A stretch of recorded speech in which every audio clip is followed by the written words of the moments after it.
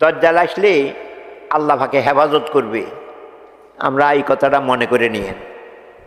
15 পারার শেষ ভাগে একটা সূরা আছে, এটার নাম সূরাতুল কাহাফ।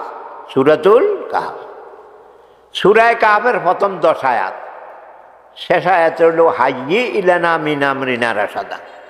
এই 10টা আয়াত যে মুখস্থ রাখবে এবং দৈনিক তেলাওয়াত করবে, মুখস্থ হোক সেয়া হোক, দজ্জালের ফিতনার থেকে আল্লাহ তারে হেফাজত করবে।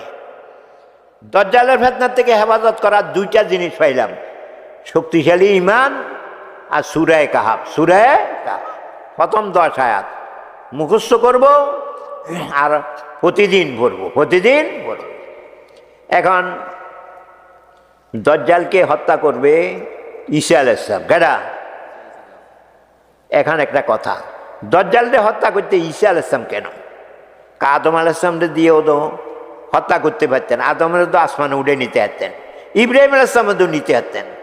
আল্লাহ পাকে আসমানে উঠে নিছেন ঈসা আলাইহিস সালাম রে। কারে? এই ইহুদিদের পরের নবী, ইহুদিদের নবী হলো মুসা আলাইহিস সালাম, এর পরের নবী হলো ঈসা আলাইহিস সালাম।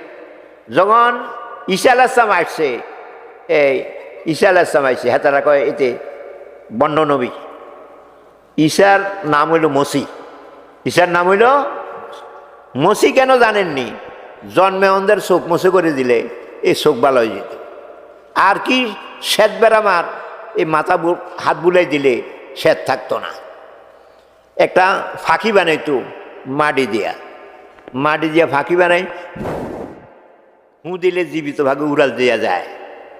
কবরের কাছে যাইয়া কইতো কুম্বিজিল্লাহ, এই মুর্দার আল্লাহর হুকুমে উড়ি যা, কবরতে উড়ি যেত।